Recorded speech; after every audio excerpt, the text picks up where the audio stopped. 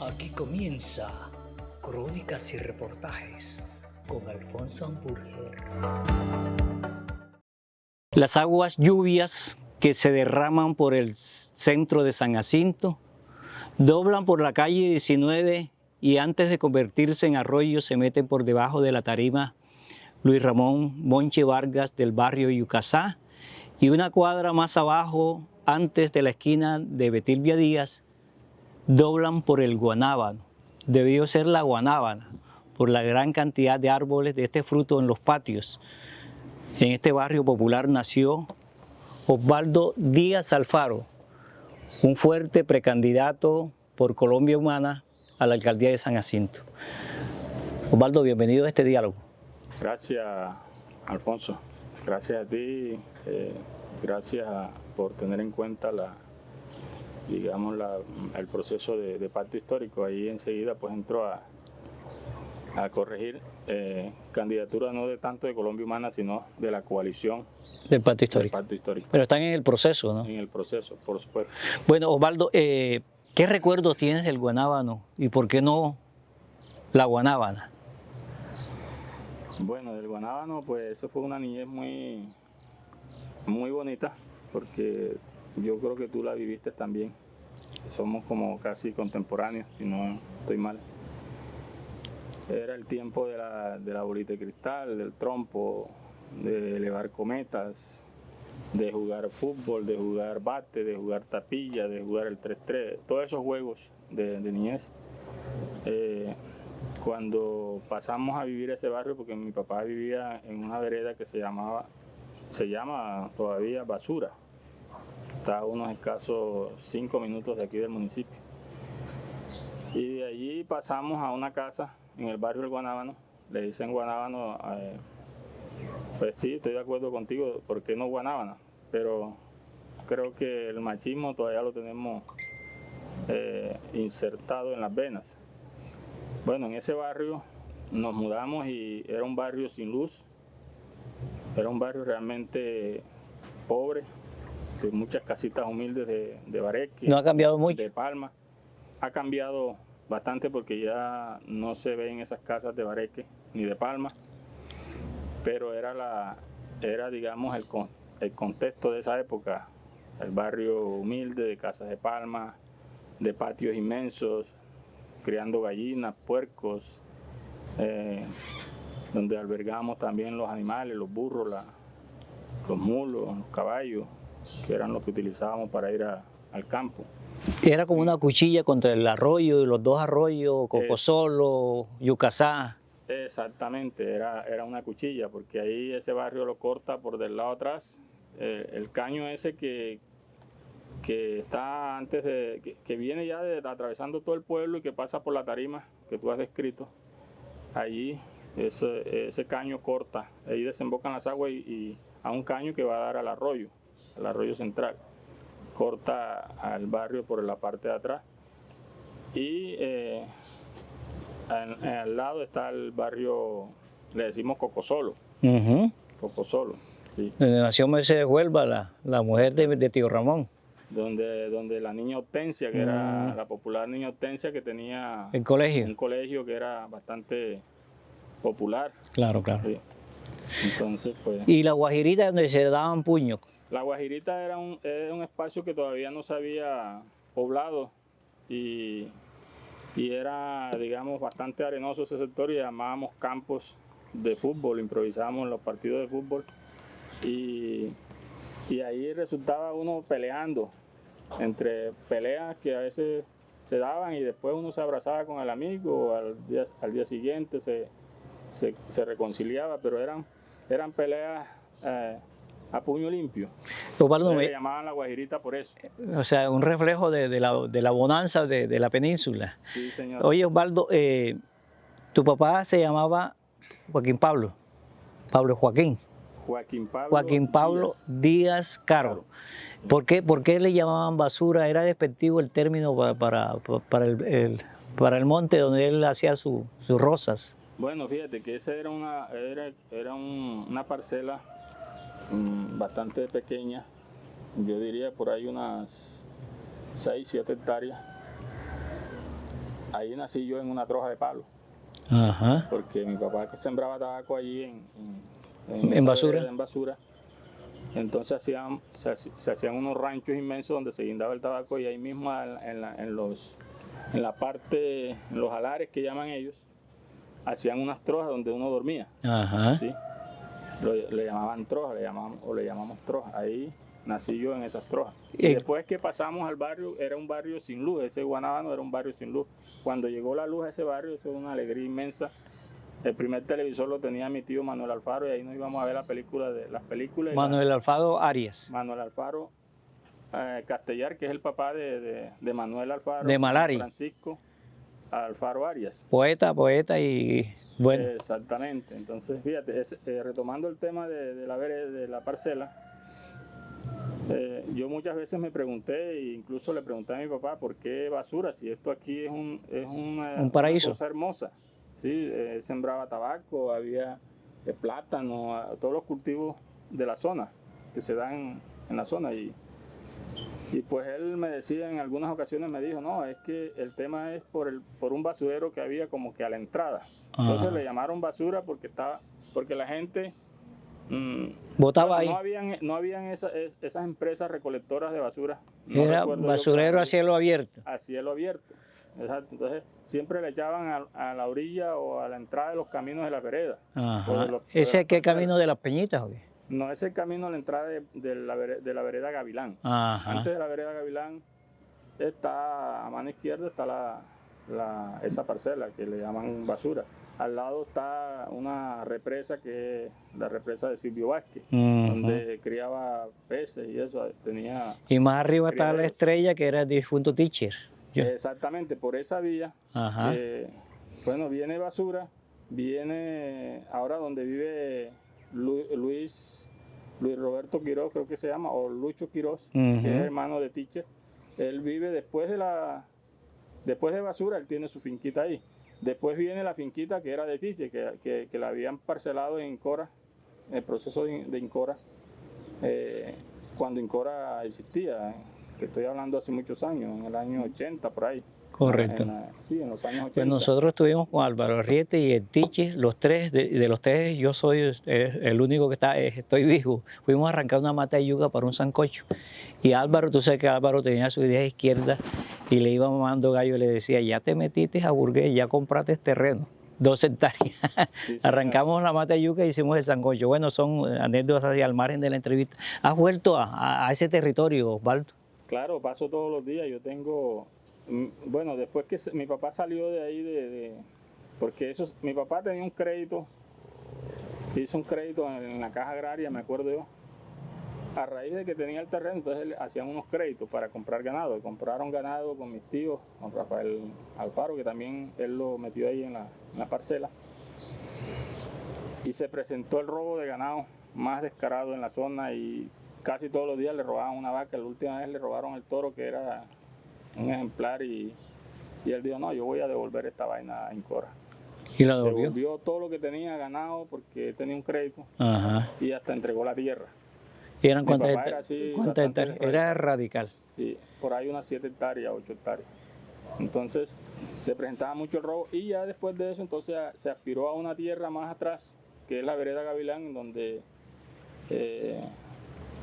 antes estaba el proceso, tú lo conoces, todo el mundo lo conoce en Colombia, el proceso de las invasiones de tierra. Era que el campesino organizado se metía en la tierra, presionaba para que el Estado comprara la tierra al dueño y se la adjudicara a los... Bueno, anteriormente no se le llamaba invasor, sino recuperación de tierra, recuperadores de tierra, que era el término... Y el famoso eslogan que la tierra es para el que la trabaja. Para quien la trabaja. Entonces, allí en Gavilán se hizo ese proceso y mi papá quedó dentro de los... digamos, dentro del Comité Sin Tierra, que cuando estaba el Comité Sin Tierra adjudicaron la tierra, ellos quedaron seleccionados ahí. Mi papá fue uno de ellos. Ahí tenemos 7 hectáreas de tierra que es de la familia. Bueno, yo estuve en la tierra donde siembran el café, de Costa, de Jaime Costa. Jaime Costa. Exacto, Jaime Costa. Ahí estuvimos viendo ese proceso del café. Bueno, yo te invito para que visitemos esa vereda. Nosotros quedamos justo al lado limitamos con Costa. Ajá. Nosotros sembramos ahí 2 hectáreas de achote que están hoy en un proceso de producción hermoso. Estamos para recoger la cosecha a través de una cooperativa que creamos. Y al lado limitamos con él. Él está ahí al borde de una laguna. ¿Y que le llaman Las Mellas. qué demanda tiene el achiote? No, el achote es un producto que puede generar la mejor agroindustria que tú te imagines. El achote se utiliza, puede tener 3 líneas: la línea alimenticia, Ujú. la línea cosmética y la línea farmacéutica. Ajá. Entonces tú puedes, si quieres transformar el achote a través de un molino pulverizador, lo transformas. Si lo quieres, lo vendes como sazones. Ajá. Esos sobrecitos Sazones lo que vienen- sazones, sazones con sazones. Ese pulverizado tú lo puedes vender y adquiere un valor agregado mayor, como si lo vendieras en la semilla, porque la Correcto. semilla te lo pueden comprar, pero es menos el kilo, Claro. mucho más bajo No el precio. está transformado. No está tan transformado, pero ya pulverizado te aumenta el valor. Pero de ese pulverizado, tú puedes. Nosotros tenemos como una cooperativa que nació justamente del proceso de paz, porque yo soy firmante de los acuerdos. Esa cooperativa tiene un proyecto que es el proyecto de achote, que es por cooperación internacional. Y tenemos 2 hectáreas y lo que vamos a hacer es transformarlo. Ujú. Empezamos a cultivar ese achote el año pasado en mayo, principio de mayo, y en noviembre nos sorprendió una variedad de achote que ya estaba pariendo. Rápido. Y en enero de este año, del año pasado, perdón, estoy hablando como si estuviéramos todavía en 2022, pero en enero Del año pasado. del año pasado ya cosechamos esa variedad. Ajá. Y no lo vendimos, sino que lo almacenamos. A partir de agosto comenzamos a transformarlo artesanalmente, con molinos artesanales, con lo que pudimos, lo pulverizamos y hemos elaborado 9 productos, alrededor de 9 productos en la línea alimenticia. ¿Y cuántos empleos generas ahí? No, eso te va a generar, apenas estamos iniciando, estamos en pañales. Es una, Tenemos que es una hacer Fabiempresa, es registro en Vima.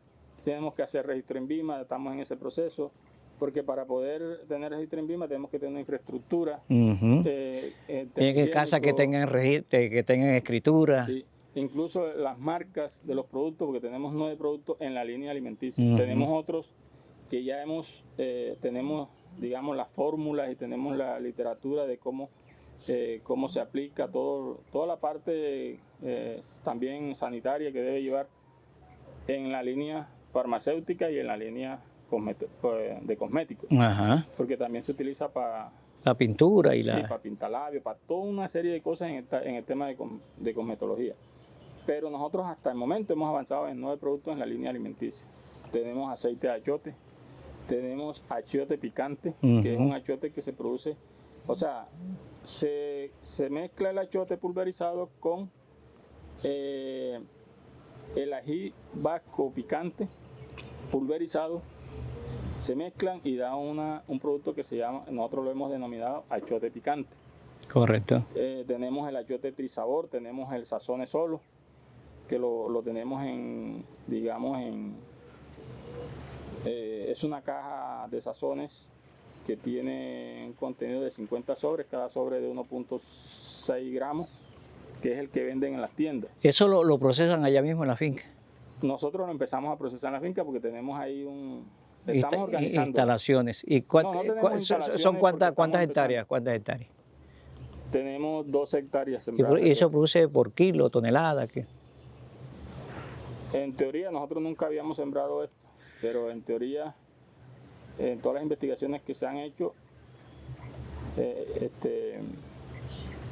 cada hectárea produce 2 toneladas. En Correcto. teoría, y digo en teoría porque a veces los hechos rebasan la teoría. Ujú. Por decir algo, a mí me decían que el achote empezaba, después que se sembraba, empezaba a cosecharse a los 2 años. Y resulta que la variedad que sembramos en mayo Es más rápida. nos dio cosecha en noviembre y la cosechamos en enero del 2022. Aquí en San Jacinto no hay un producto similar, un cultivo, ¿no? ¿Eres pionero en eso?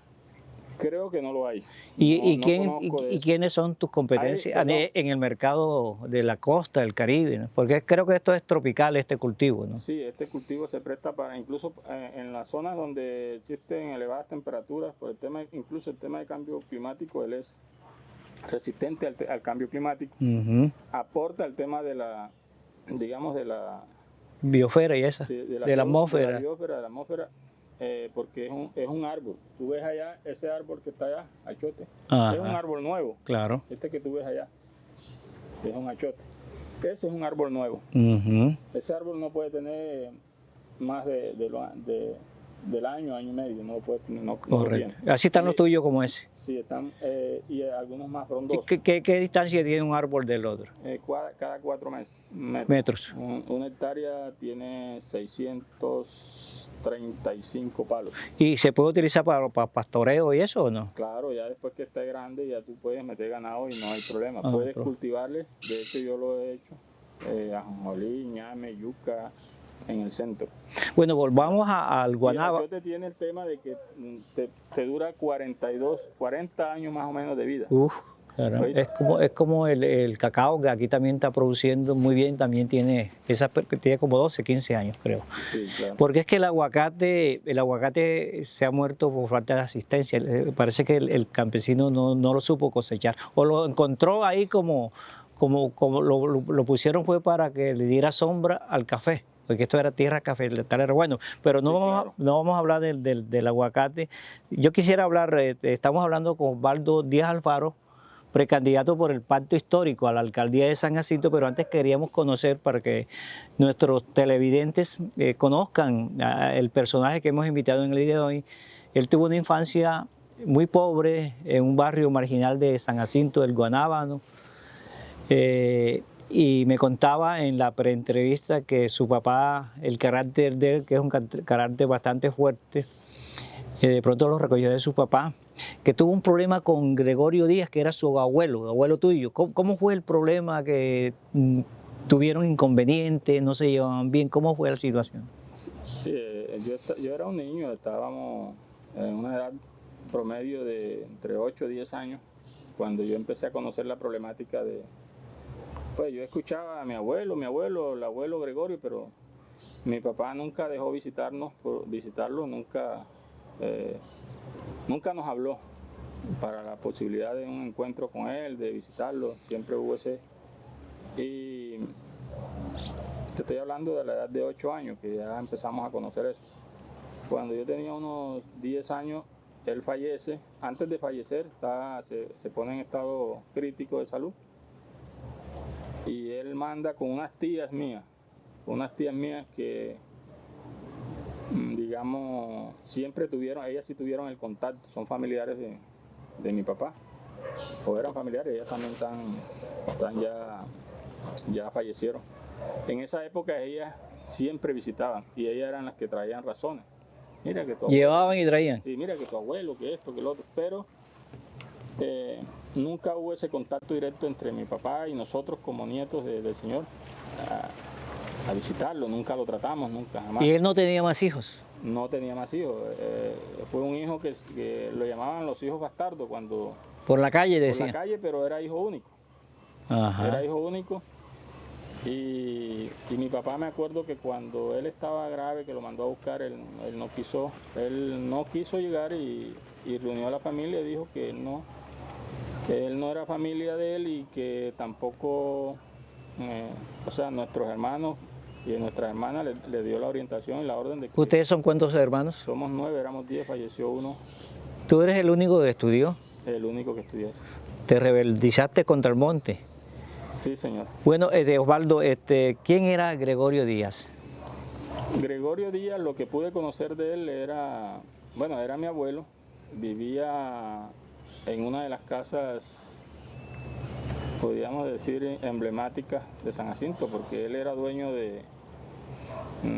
entiendo que era dueño de esas casas grandes que eran tipo colonial, de la mayoría de las En la que plaza. estaban en San Jacinto, sí, y él era dueño de grandes extensiones de tierra, tenía ganadería y quizás por eso mi papá entró en una, digamos, nunca, entró en una diferencia fuerte con él y nunca lo visitó, fue radical, más nunca lo miró porque estando él necesitando tierra para cultivar, cuando él era joven le negaron la tierra, él le negó un pedazo de tierra y mi papá tuvo que, digamos, que criarnos a nosotros a fuerza de hacha y machete, prestando un pedazo de tierra para cultivar. Lo último que ya tuvo que entrar a un proceso de invasión en Gavilán para poder tener un pedazo de tierra. Y mi abuelo tenía grandes cantidades, grandes extensiones de tierra. Donde está la manguera, eso era una hacienda de él. O sea, famosísima, pasó Villa Burro y todo eso. Hasta el cementerio, todo eso eran los linderos hasta la carretera troncal. Entonces mi papá resintió de él fuertemente y no más nunca lo miró. ¿Y quién heredó entonces las tierras?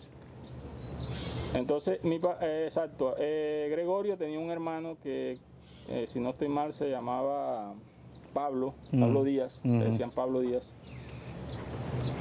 Él tuvo unos hijos, Edgar Díaz, no me acuerdo, creo que el otro se llamaba Alfonso.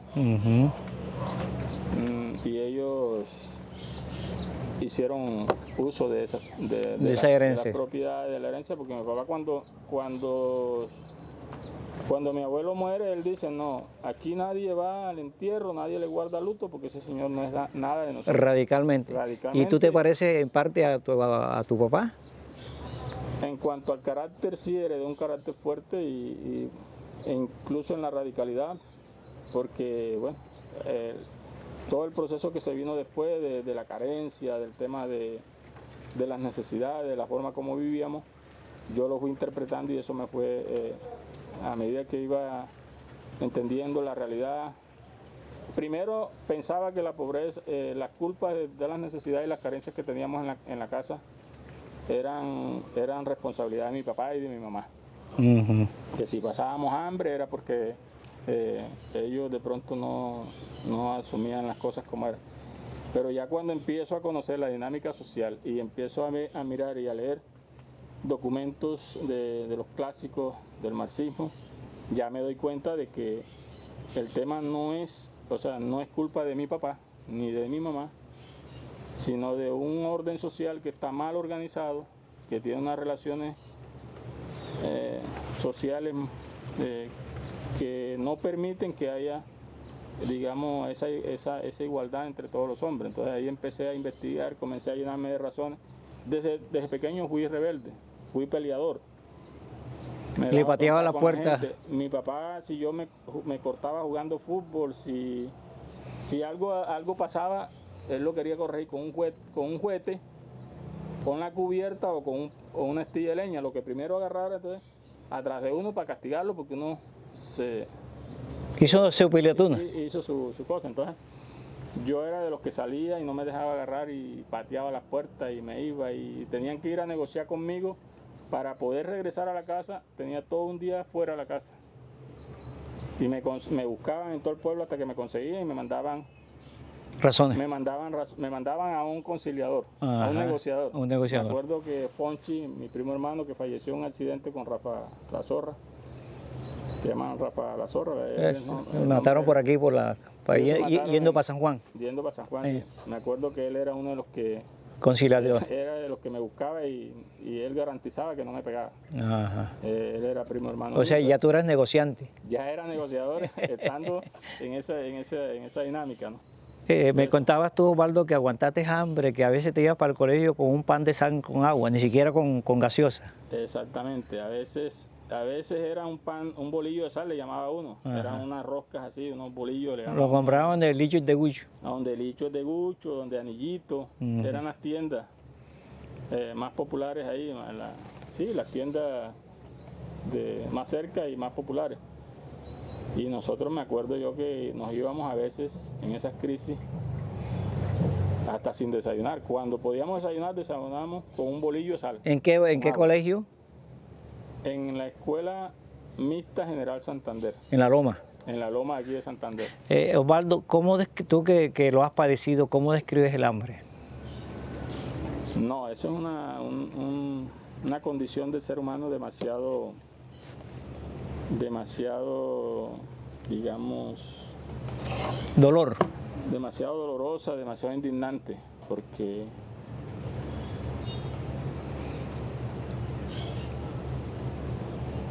mejor dicho, no tengo palabras porque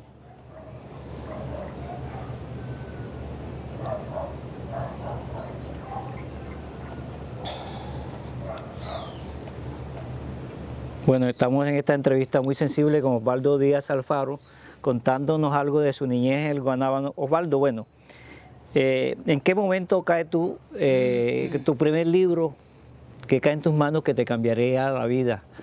¿Cuál fue? Perdón, yo quiero responderte la palabra, disculpa, es que se me quiebran la palabra, pero No, bueno, es apenas natural, ¿no? Y nosotros te comprendemos me habías preguntado, sobre el hambre. claro. Bueno, te comentaba, es una situación fuerte porque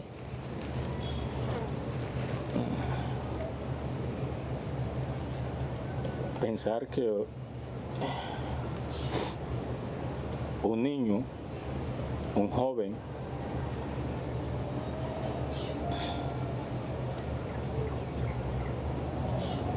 tenga que ir a clases a resolver un tema de educación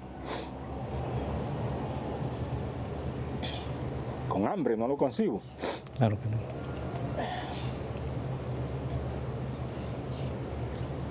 No lo concebía en ese momento, era un niño. No existía el PAE ni siquiera, ni sombra. No, no existía eso.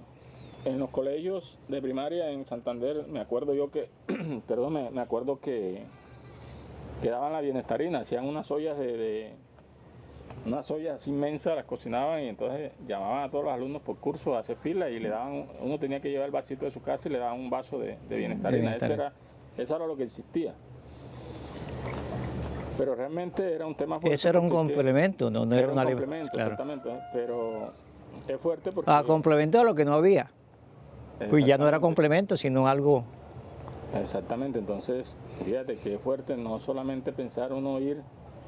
Sino resistir. Y resistir y poder aprender.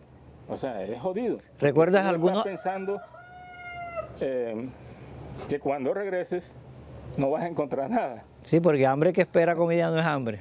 El hambre es el que no vislumbra nada. Hay que inventarla todos los días. Exactamente, no vas a encontrar nada, entonces ¿qué pasa?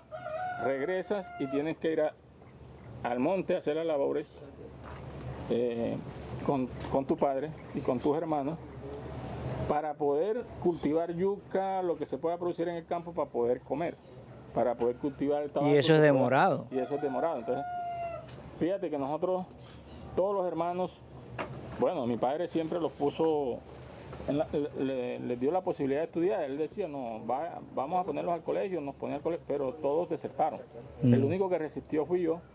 Y mis hermanos se rebelaban, no, yo no voy más, yo mejor me voy para el monte y voy a producir, voy a ayudar a producir porque el tema es fuerte. Entonces, ese es uno de los temas que me marcó fuerte y que de pronto me hizo tomar posición a temprana edad del tema de la injusticia, porque yo no consigo que en una sociedad democrática, si se habla de democracia, pues la democracia tiene que resolver temas puntuales y tan elementales como La comida. la comida, el empleo o por lo menos la dignificación de la vida del campesino, del trabajador del campo, que es el que alimenta a los municipios, a las grandes ciudades, a toda una nación. Entonces, no concebía eso y eso me indignaba. No consigo ver un niño aún durmiendo bajo los puentes o estando en la calle pasando hambre, no lo consigo. Correcto. Y eso me llevó a tomar posición. Hay algo que la gente no conoce y es que creen que yo soy una persona, un terrorista, un asesino. Sí, yo tengo mi carácter, pero es un carácter que he moldeado desde que nací por todas las situaciones que he vivido.